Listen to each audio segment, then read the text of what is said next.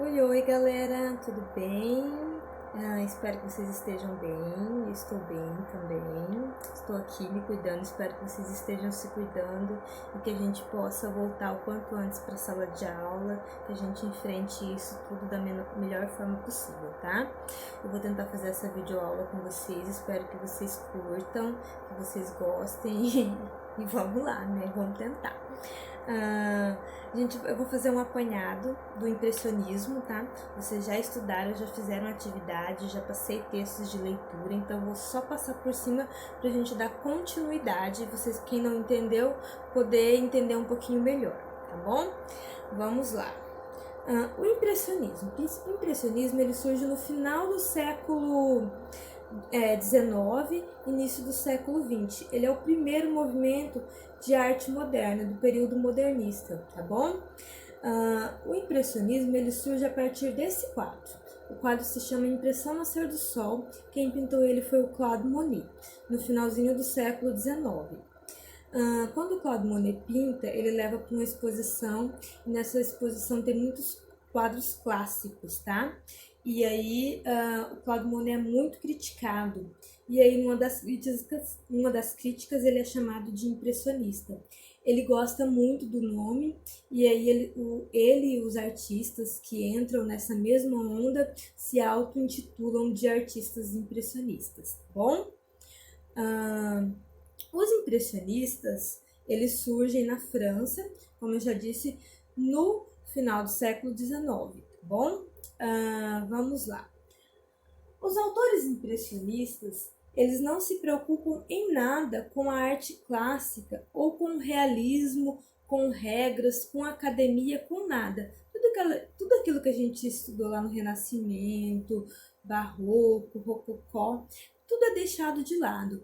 Os artistas modernos, eles estão o tempo todo buscando algo novo, algo diferente.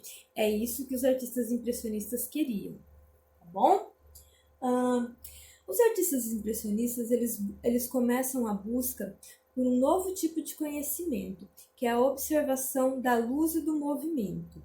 Eles diziam que a luz ela pode alterar qualquer cena, qualquer objeto, de acordo com a sua incidência. Então, eles passam a pintar os quadros observando a luz. Eles optam sempre pela pintura de paisagem, pela pintura ao ar livre. Então, eles têm o hábito de pintar sempre paisagens, a natureza, é muito comum essa pintura, e eles pintam ao ar livre. Então, eles pintam aquela paisagem, aquele local, observando como a luz vai alterar aquele ambiente. Então, é muito comum a gente observar até, às vezes, a mesma obra sendo pintada várias vezes.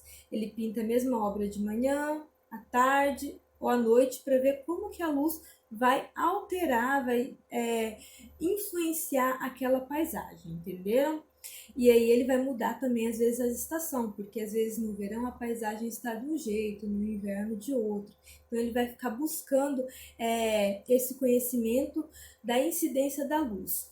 Outra mudança que ele traz é o conhecimento do movimento dentro da obra.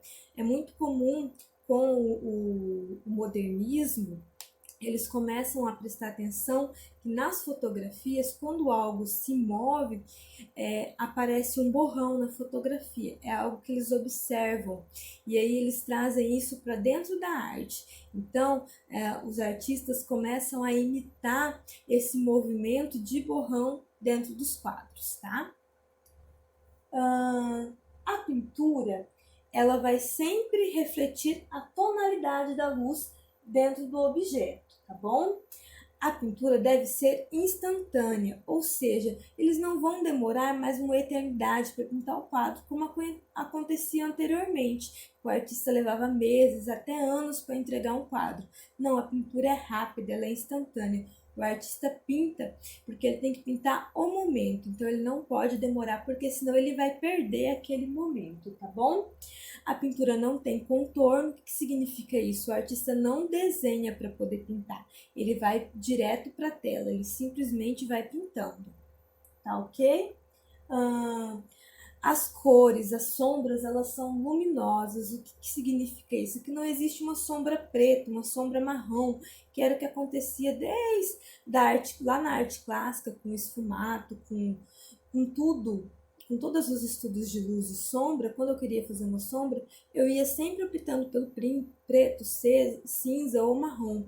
Aqui não. Aqui o artista vai fazer uma sombra mais colorida, tá bom?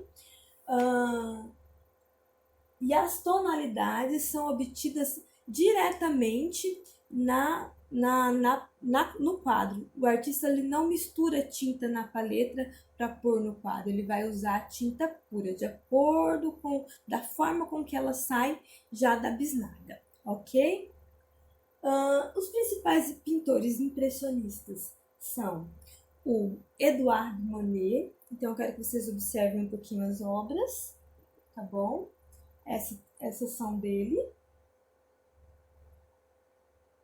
Observem que esse quadro e esse aqui, eles é o mesmo ambiente, só que pintado em momentos diferentes, mas é o mesmo local. Percebam como o artista pinta o mesmo local, só que de uma forma diferente, como a luz influenciou aquele local. Aqui é a mesma coisa, olha só, a visão de um lago. Outro artista é o Renoir, tá bom? Renoir, ele pintava paisagens, mas pintava paisagens mais urbanas. Ele trabalha muito com o movimento. Os quadros dele são belíssimos, tem uma riqueza de detalhes maravilhosa.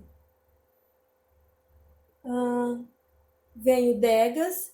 Degas ele tem uma coleção chamada Bailarinas, onde ele pinta diversas figuras de bailarinas. E ele encanta com essas figuras porque são quadros belíssimos também. Olha que coisa maravilhosa. Olha como a luz aqui, a gente consegue ver o efeito da luz e da sombra aqui, ó. Vejam como a luz e a sombra têm um efeito luminoso, porque a gente não consegue ver uma sombra muito preta no vestido dela. Vejam como a sombra é colorida, né? Parece que a sombra é a luz, de tão colorida que ela é. E aí o Claude Monet. Essa é a vista do jardim do Claude Monet em Genevieve, tá bom?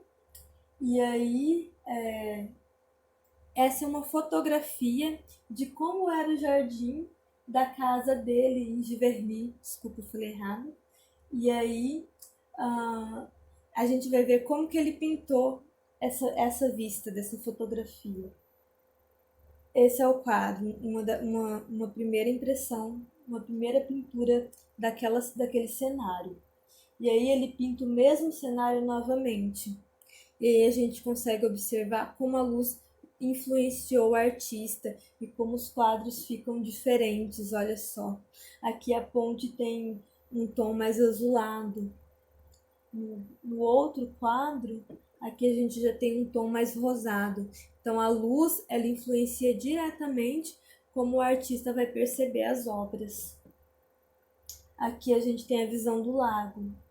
E aí a gente vai observar a mesma coisa. Olha como é alterado pela luz. É o mesmo local. E aí dentro do Brasil a gente tem o Eliseu Visconti.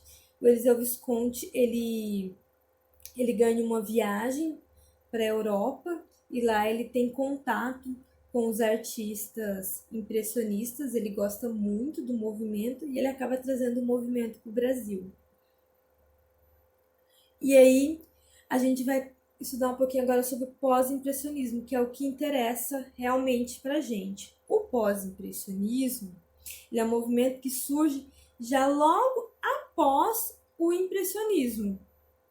Então, assim, ele é quase que um movimento de transição entre o impressionismo e o expressionismo, que é um outro conteúdo que a gente vai ver mais para frente.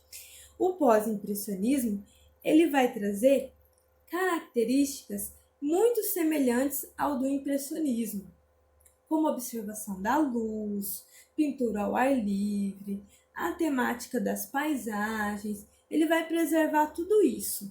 Só que lá no impressionismo, os artistas eles pintam aquilo que eles estão vendo. É uma pintura, como eu disse, instantânea.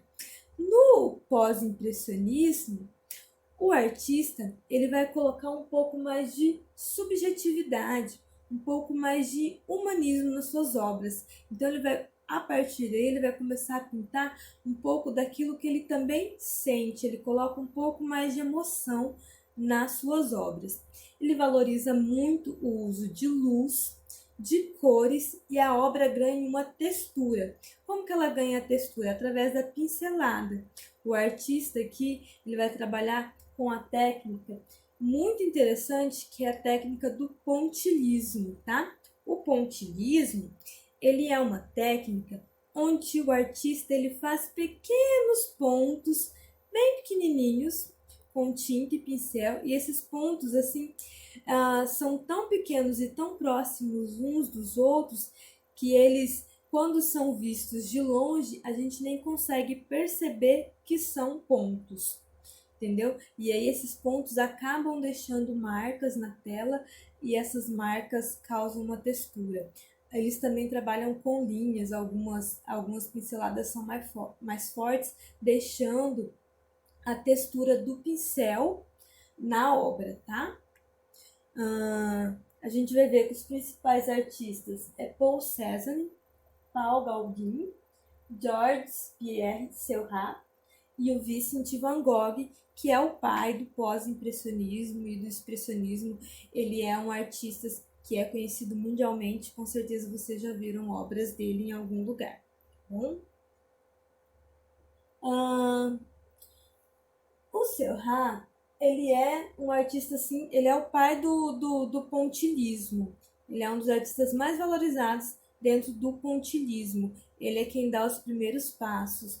Essa é uma das obras dele, se chama Uma Tarde de Domingo, um domingo de verão, na Grande Zaté, que é uma praça na França, tá?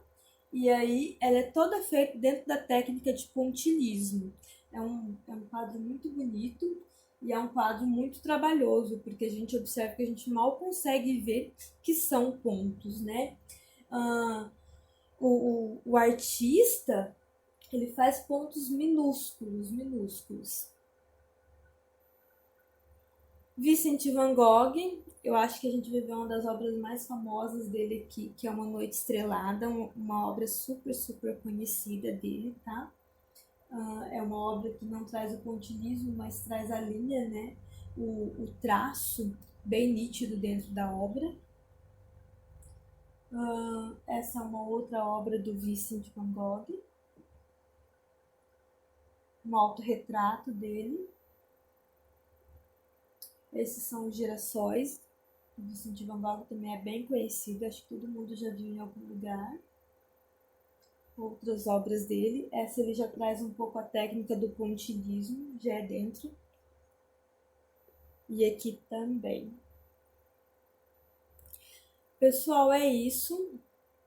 Qualquer dúvida, estou à disposição. Um dos trabalhos principais é que vocês façam uma atividade aplicando a técnica do pontilhismo. Então, o que vocês vão fazer? Vocês vão fazer um desenho no caderno de vocês. Esse desenho vocês vão fazer seguindo a temática, ou seja, uma paisagem. Aí, em vez de vocês colorirem, vocês vão fazer pequenos pontos. Esses pontos podem ser feitos com canetinha ou lápis de cor, tá bom? Capricho vai ser a principal nota de vocês esse bimestre. Então, caprichem bastante e me enviem, tá? Qualquer dúvida é só chamar. Beijo!